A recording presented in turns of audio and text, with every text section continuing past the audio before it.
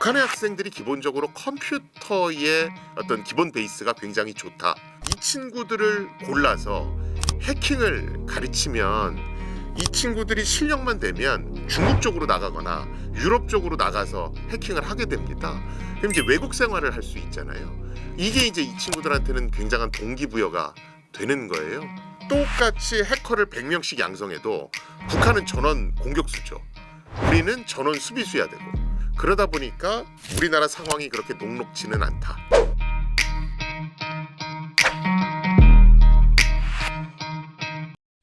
최근에 저도 이 기사를 봤는데 북한 인력이 평양에 있으면서도 해외 기업의 원격 개발자로 위장 취업을 했더라고요. 이런 위장 취업이 일단 어떻게 가능한지 너무 궁금합니다. 이게 이제 코로나 시대를 거치면서 이런 일이 많아졌다라고 보시면 돼요. 그러니까 미국이란 나라는 원래 재택근무를 많이 하던 나라지만 코로나 그리고 그 이후에 재택근무가 더 많아졌거든요. 그러면서 이제 외국에 사는 개발자들이 미국 내로 들어가지도 못하고 뭐 이랬잖아요. 그러다 보니까 신분증 정도만 위조라면 쉽게 다른 나라 사람인 것처럼 위장을 할 수가 있는 거예요. 그러니까 북한 사람이지만 뭐 다른 나라 사람인 것처럼 위장을 한다는 거죠. 그러면서 이제 외국 기업들에 취직하는 게 가능해졌다. 이렇게 보시면 되고요. 그래서 요새는 외국 같은 경우에도 재택근무를 조금 줄이고 있는 추세입니다. 그래서 실제로 미국에 와서 근무하라든가 뭐 이런 것들이 좀 많아지고 있는 추세고요. 이런 어떤 신원 확인 같은 것도 예전보다는 조금 더 철저하게 하고 있거든요. 그래서 이런 것들은 앞으로 갈수록 조금 더 줄어들지 않겠는가 이렇게 봅니다. 이게 북한 해커였었는데 이들이 그러면은 이렇게 위장 취업하는 궁극적인 목적은 뭘 노리고 이렇게 하는 걸까요? 해킹이라고 하는 것은 우리가 이제 백도어라고 부르는 어떤 그런 어떤 취약점을 프로그램에 심는 데서부터 시작하거든요. 예를 들어 컴퓨터 프로그램에 심을 수도 있고 하드웨어 장비에다 심을 수도 있습니다. 예를 들어서 지금 MTN 방송도 아마 전자결제 소프트웨어 이런 거 쓰실 거예요. 네네네. 그럼 만약에 제가 북한 해커라면 그 전자결제 솔루션을 만드는 업체에 취업을 하는 겁니다. 예를 들어 뭐 연변 네. 에 사는 사람인 것처럼 위장해서 취업할 수 있잖아요. 한국에 또 일하시는 분들 많이 계시니까. 그래서 전자결제 소프트웨어를 만들면서 거기에 백도어 해킹 프로그램을 몰래 심어놓는 거예요. 그걸 MTN에서 받아들여 쓰시면 외부에서 공격하기가 훨씬 쉬워지겠죠. 이런 것들을 노리고 하는 겁니다. 뭐 외화벌이 같은 것도 좀 노렸다고 볼 수 있을까요? 이렇게 해서 해킹을 하면 예를 들어 개인정보 같은 거 탈취할 수 있을 거 아니에요. 또는 MTN에 있는 여러 가지 정보들을 전부 다 내가 랜섬웨어 악성 코드를 이용해서 다 암호화시켜요. 그럼 방송 못 하실 거잖아요. 그러면서 이거 하시고 싶으면 저한테 코인을 그러니까요. 어느 계좌로 보내주세요. 그럼 저한테 코인이 올 거고, 그럼 그 중에서 일부는 북으로 보내는 거고요. 나머지는 내 생활 자금으로 쓰는 겁니다. 과거 경찰 발표로 사실 그 업비트 해킹 사건의 배후가 북한 이미 공식 확인되기도 했었는데 실제 이제 북한 해커 조직 뭐 라자루스 등의 수준이 어느 정도라고 봐야 할까요? 이건 뭐 제가 얘기해봤자 쟤는 정보보호 하는 애니까 또 저 불안감 조성한다고 얘기하실 거잖아요. 그래서 그냥 객관적인 거 갖고 네. 말씀을 드릴 수밖에 없는데, 사실은 북한의 해킹 수준을 평가하는 건 되게 어렵습니다. 이 친구들이 뭐 국제대회 나오는 것도 아니고 뭐 그러니까. 그런데 아주 희한하게도 몇 년 전에 북한의 어떤 뭐 김일성 대학이나 이런 유명 대학의 대학생들이 전 세계 대학생 프로그래밍 경진대회 여기에 나왔어요. 그래서 굉장히 좋은 성적을 거둡니다. 이제 한국 대표로 뭐 서울대라든가 카이스트라든가 고대가 나갔는데 그 대학들하고 거의 비슷했어요. 스탠포드 대학 팀보다는 더 우위였습니다. 그리고 실제로 고려대학교 팀을 인솔해서 가신 지도 교수님이 계셨는데 그분이 그 북한 학생들 문제 푸는 걸 보셨거든요. 기초가 굉장히 탄탄하다. 굉장히 빠른 속도로 문제를 푼다. 이 얘기를 하셨어요. 그래서 북한의 학생들이 기본적으로 컴퓨터의 어떤 기본 베이스가 굉장히 좋다. 이렇게 보시는 게 정확할 거고요. 그런데 이 친구들을 골라서 해킹을 가르치면 이 친구들이 실력만 되면 북에서 있을 필요가 없단 말이죠. 북한은 인터넷 환경이 안 좋기 때문에 북한에서 해킹을 할 수는 없거든요. 그러니까 이 친구들이 이제 중국 쪽으로 나가거나 유럽 쪽으로 나가서 해킹을 하게 됩니다. 그럼 이제 외국 생활을 할 수 있잖아요. 이게 이제 이 친구들한테는 굉장한 동기부여가 되는 거예요. 우리나라 같은 경우는 뭐 축구나 이런 거 대표팀 가면 원래 실력보다 더 좋은 성적을 내잖아요. 이게 이제 병역 면제가 굉장히 강력한 동기부여가 된다고 얘기를 하죠.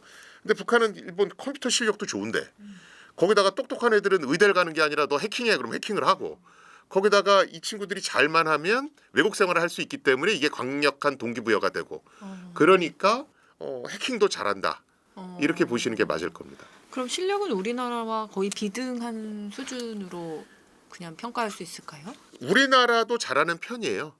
그래서 실제 뭐 해커들의 월드컵 그래서 뭐 데프콘이라고 하는 아주 유명한 해킹 대회가 있습니다.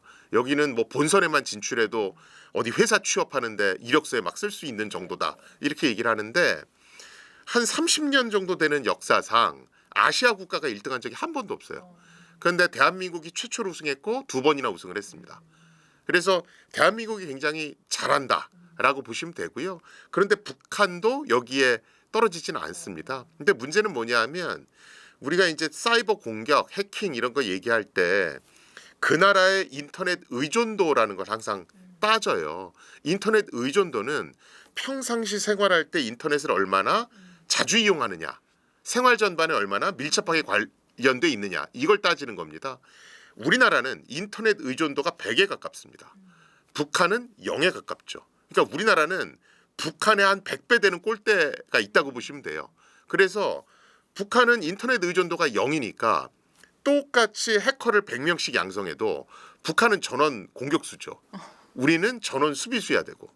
그런데 공격보다는 수비가 항상 어렵거든요. 그러다 보니까 우리나라 상황이 그렇게 녹록지는 않다. 이렇게 보셔야 될 것 같습니다. 이게 보안에 그렇게 사활을 걸고 있음에도 사실 전 세계 북한 해커들한테 좀 속수무책으로 뚫리는 경우들이 있잖아요. 북한 해커들이 강할 수밖에 없는 이유가 뭐 선발 시스템 같은 거에서 우리나라와 좀 다를까요? 어릴 때부터? 거기는 똑똑한 애들이 의대 안 가잖아요. 하라는 거 하니까 일단 굉장히 우수한 자원들이 투입된다라고 보시면 되고요. 그다음에 아까 말씀드렸듯이 강력한 동기부여. 이미 북한의 이런 사이버 공격 부대 뭐 이런 것들은 이미 그 이전 세대부터 그런 것들을 전부 다 튼실하게 만들어놨다 이렇게 보시면 돼요. 우리가 김일성이 있었고 그 다음에 김정일이 있었고 김정은 이렇게 이어지지 않습니까? 사이버 공격의 중요성을 인지한 건 김정일 때부터입니다. 그래서 뭐 인터넷은 총이다 뭐 이런 교지를 내린 것도 김정일 때예요. 그래서 이미 사이버 부대는 그때 만들어지기 시작했다고 보시면 되고요. 그걸 적극적으로 활용하고 있는 게 지금 세대라고 보시면 돼요. 근데 우리는 사실은 대통령이 직접 어떤 사이버 공격의 어떤 해커의 중요성 이런 걸 얘기한 게 그렇게 오래전부터는 아니거든요. 게다가 우리가 실전을 통해서 익혀진 것과 도장에서 배우는 건 좀 다르잖아요. 아무래도 북한은 실전을 통해서 계속 기술력을 습득하다 보니까 그 어떤 기술의 어떤 상승 속도가 굉장히 빠릅니다. 그러다 보니까 이게 전 세계적으로 굉장히 위협적이 되는 거고요. 그런데 이제 그 부분과 관련해서는 미국 대통령들의 말을 좀 볼 필요가 있어요. 버락 오바마 대통령 때 비례적 대응이라는 표현을 쓴 적이 있습니다. 이건 사실은 굉장히 중요한 말이거든요. 뭐냐면 아까 제가 인터넷 의존도가 북한은 0에 수렴한다고 그랬잖아요. 그래서 많은 분들이 우리가 사이버 공격, 해킹을 당하면 왜 우리는 역으로 북한을 공격 못해? 뭐 이런 얘기를 하세요. 공격할 데가 없는 겁니다. 그냥 인터넷을 안 쓰니까. 그렇죠? 그래서 이제 비례적 대응이라는 얘기가 나오는 거예요. 버락 오바마 대통령은 북한이 미국 기업을 해킹했을 때 어떤 사이버 침해 사고는 미국 영토에 대한 공격으로 간주해서 똑같이 상응하는 경제적 보복이라든가 물리적 타격을 입히겠다 이렇게 얘기했거든요. 그러니까 인터넷으로 보복할 곳이 없으면 경제 봉쇄를 하든가 아니면 무력을 사용해서 물리적 타격을 하겠다는 겁니다. 이걸 이제 비례적 대응 이렇게 얘기하거든요. 근데 우리는 과연 비례적 대응을 쓸 수 있는가? 이게 애매모호한 거예요. 경제적 타격을 입히려면 러시아나 중국이 우리의 동참을 해줘야 되고 미사일 쐈다가는 우리가 바로 또 보복당하잖아요. 그러니까 우리가 쓸 수 있는 수단이 그렇게 많지 않은 겁니다. 그러다 보니까 계속해서 방어에 집중하는 그런 어떤 수세적인 상황이 연출되는 거고요. 교수님께서는 최근 그 쿠팡 개인정보 유출 사고 이후에 기업의 부실한 사후 대응을 좀 강하게 비판을 하셨는데 어떤 부분이 좀 가장 큰 문제였나요? 그러니까 해킹에서 100% 안전한 기업은 없습니다. 그러니까 뭐 하다 보면 뚫릴 수 있거든요. 그런데 우리가 항상 볼 때 뭘 보냐면 지금 해커가 시도한 공격이 막을 수 있는 건데 못 막은 건지 아니면 이건 듣도 보도 못한 공격이라서 막지 못하는 게 당연한 거였는지 이걸 좀 봅니다. 그런데 쿠팡 같은 경우에 보면 글로벌 스탠다드 그러니까 그 외국에서 얘기하는 표준만 잘 따랐으면 충분히 어떤 위협을 막을 수 있었거든요. 근데 이제 글로벌 스탠다드를 제대로 안 따른 것들이 보여요. 그래서 1차적으로 쿠팡의 잘못이다라고 얘기를 한 거고요. 그거보다 더 큰 문제는 일단 사고가 났을 때 얼마나 피해가 확산되지 않기 위해서 노력하느냐, 얼마나 수사기관에 협조하느냐 이런 걸 보면 이 업체가 다시는 해킹당하지 않겠구나. 피해자들은 충분히 보상을 받을 수 있겠구나. 이걸 미루어 짐작할 수가 있어요. 그런데 쿠팡은 제가 뭐 계속해서 국회 청문회 참고인으로 나갔었는데 우리 법을 위반한 게 너무 많습니다. 예를 들어서 민간합동조사단이 조사를 하고 있는데 실제로 그 내용을 그냥 민간합동조사단의 어떤 허락도 받지 않고 어떤 셀프 조사 결과를 발표한다든가 아니면 민간합동조사단이 요구하는 자료 제출 요구에 굉장히 비협조적이라든가 뭐 이런 여러 가지 기존의 어떤 통신사 해킹이나 뭐 이런 데서 볼 수 없었던 이런 것들이 연출되고 있거든요. 그래서 그런 걸 보면 우리나라의 법을 굉장히 좀 우습게 하는 게 아닌가. 만약에 이렇다라면 우리나라 법을 우습게 본다라면 피해자 구제도 통신사 때보다는 굉장히 소극적으로 하려고 하지 않을까 이런 어떤 우려가 있는 겁니다. 그래서 피해 규모가 확실히 드러나고 그 다음에 잘잘못이 명확히 따져지고 그 다음에 그런 것들이 원상보고 되기 전까지는 쿠팡 사용을 좀 자제할 필요가 있다라고 제가 국회에서 얘기한 거고요. 왜냐하면 지금 민간합동조사단의 공식 발표가 안 났습니다. 쿠팡은 단순히 셀프 조사 결과 노트북에 저장된 건 뭐 3,000개였습니다 이랬지만 얼마 전에 경찰이 발표한 건 3만 개 이상이 개인정보가 유출됐습니다 이랬거든요. 그리고 그것도 완료된 최종 결과는 아니라는 얘기죠. 그래서 최종 결과가 나오기 전까지는 지금 기존에 문제됐던 것이 제대로 고쳐졌는지 안 고쳐졌는지도 모르는 상태인 겁니다. 그러면 고쳐졌는지 안 고쳐졌는지 모르는 거니까 사용하면 안 되죠. 사용할수록 개인정보는 계속 유출될 테니까. 그래서 최종 결과가 나올 때까지는 또 민간합동조사단이 그것이 다 고쳐졌다라고 얘기하기 전까지는 사용을 좀 자제할 필요가 있다. 이렇게 얘기하는 겁니다. 아예 그럼 일단 쿠팡을 탈퇴하는 게 좋겠네요. 그런 상황이면. 저는 뭐 그럼 또 이게 또 나오기도 쉽지가 않아요. 이게 실제 클릭해야 될 게 너무 많아갖고요. 그래서 저는 가급적 안 쓰시는 게 좋고. 탈퇴까지는 아니더라도. 그렇죠. 이게 뭐 검색해 보시면 대체 용품들이 있거든요. 그리고 그게 뭐 새벽 배송을 필요로 하는 게 얼마나 많이 있겠어요. 그냥 내가 예전에 익숙한 대로 하는 게 많거든요. 그래서 가격 비슷한 대체제가 많으니까 아주 급한 거 아니면 그 대체제를 이용하시는 것도 저는 방법이다라고 보여지고요. 실제 주변에서 확인해 보면 충분히 쓸만하다라고 얘기를 하시고 지금은 국내 어떤 온라인 메이저 쇼핑몰들이 굉장히 분발해서 속도 개선이나 이런 것들을 하고 있습니다. 지금 남은 건 안 써보셔서 그런 거지 써보시면 충분히 대체제들은 많다. 교수님이 그럼 생각하실 때 실제로 뭐 2, 3차 피해 어떤 형태로 좀 나타날 수 있다고 생각하세요? 뭐 많은 분들이 이렇게 얘기하시죠. 뭐 내 개인 정보는 공공재 아니야? 뭐 이메일 주소 뭐 이런 거 다 나갔는데 뭐 휴대폰 번호 다 나갔는데. 뭐. 근데 쿠팡은 조금 다른 게요. 거의 구매 이력이 있어요. 내가 어떤 걸 샀다. 그런데 그 구매 이력 정보 중에 어떤 성생활과 관련한 용품들도 있어요. 이런 건 굉장히 내 프라이버시를 침해할 수 있잖아요. 그래서 다른 개인정보보다 위험하다는 겁니다. 그리고 이 구매 정보는 내가 쓸 때마다 바뀌잖아요. 그래서 위험하다고 하는 것이고, 또 우리가 쿠팡은 내가 물건을 살 때 내가 직접 그것을 받는 경우도 있지만 다른 집에 보내는 경우도 있습니다. 이러면 저 사람하고 이 사람은 친분 관계에 있는데 좀 뭐 이상한 관계 아니야? 뭐 이런 생각들을 할 수도 있거든요. 그래서 사용을 자제하시는 게 좋습니다라고 얘기하는 겁니다. 팀원이랑 뭐 같은 쇼핑몰 금융권까지 개인정보 유출 사고가 좀 잇따르고 있는데요. 교수님이 보실 때 한국 기업 보안 사고에서 좀 반복되는 전형적인 어떤 패턴이 있을까요? 작년에 밝혀진 그런 해킹 사고들이 어떤 해킹의 패턴보다는 과거랑 조금 다른 것들이 있어요. 뭐냐면 SK텔레콤. SK텔레콤은 2020, 그러니까 최소 3년 정도 해커가 잠복하고 있었다. 그러면서 정보를 뽑아갔다. 이렇게 얘기를 하고 있거든요. 또 우리나라 정부에서 운영하는 온나라 시스템이라고 하는 게 있습니다. 온나라 시스템은 공무원들이 회의 자료 공유한다거나 보고서 공유할 때 쓰는 굉장히 중요한 시스템입니다. 이것도 해킹을 당했다라고 알려져 있는데 꽤 오랜 기간 동안 해커가 암약하고 있었다. 이런 보고서가 나오고 있어요. 보통 해커들은 스파이 행위를 하는 국가가 지원하는 이런 해커가 있고요. 또는 그냥 개인이 어떤 금전적 이득을 목적으로 해킹하는 그런 해커가 있습니다.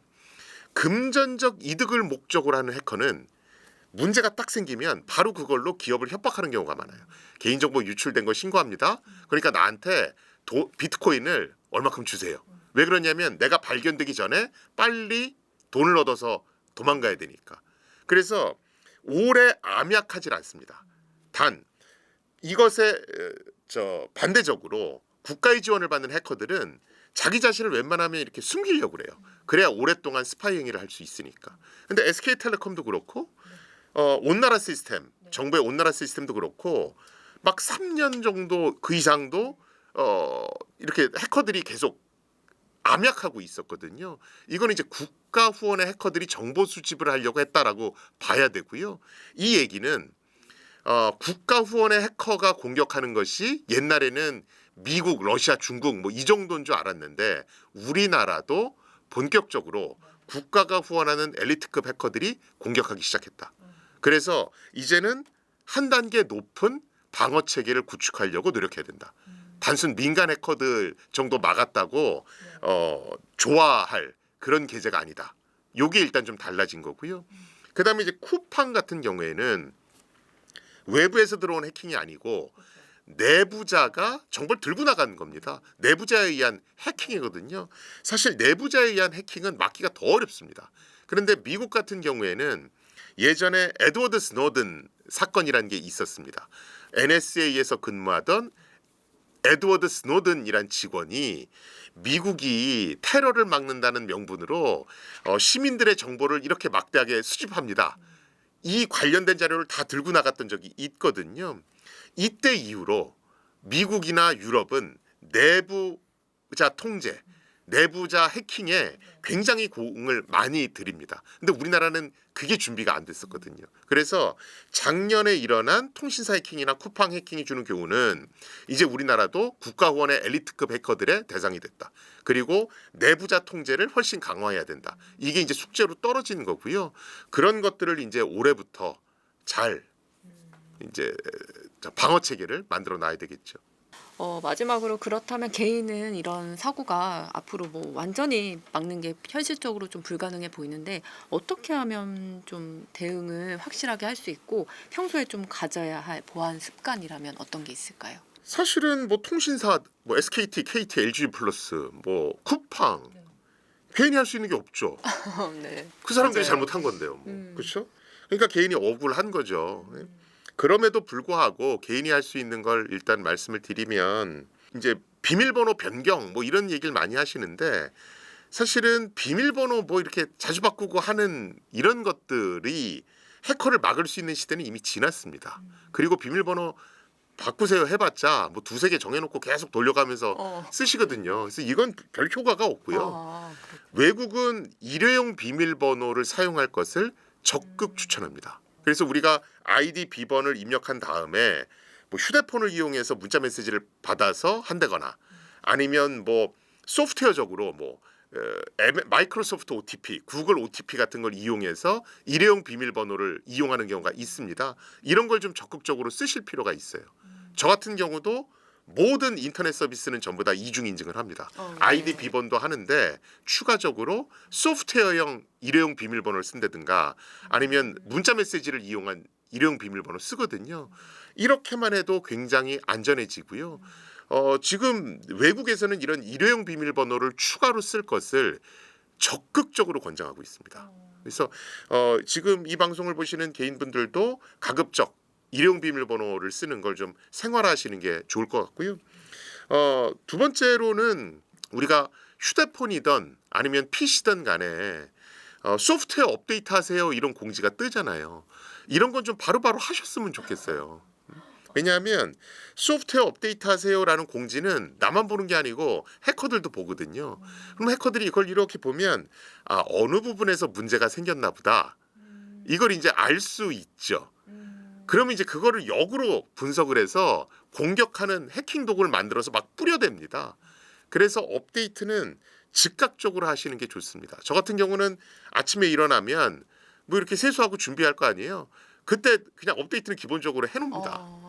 업데이트 실행 이렇게 해놓고서는 하면 되거든요. 그래서 업데이트는 매일매일 그냥 생활 습관처럼 하시면 좋겠다. 사실은 이 두 가지만 지켜도 개인의 보안 수준은 굉장히 올라갑니다. 여기에 더해서 마지막으로 부탁드리고 싶은 것은 요새 뭐 웹캠 같은 거 되게 많잖아요. 반려견을 키우셔서 그럴 수도 있고 굉장히 많은데 카메라 달린 모든 것들은 가급적 안 쓰시는 게 좋은데 그럴 수가 없으니 테이프 같은 걸 좀 불투명 테이프 같은 걸 좀 안 쓸 때는 붙여놓으셔라.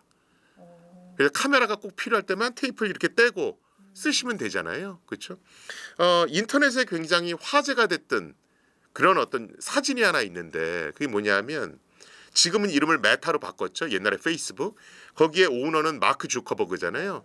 마크 저커버그 회사 컴퓨터가 이렇게 사진으로 찍힌 적이 있어요. 마크 저커버그가 쓰는 노트북에 그 카메라 있는 부분에는 테이프가 이렇게 붙여져 있습니다.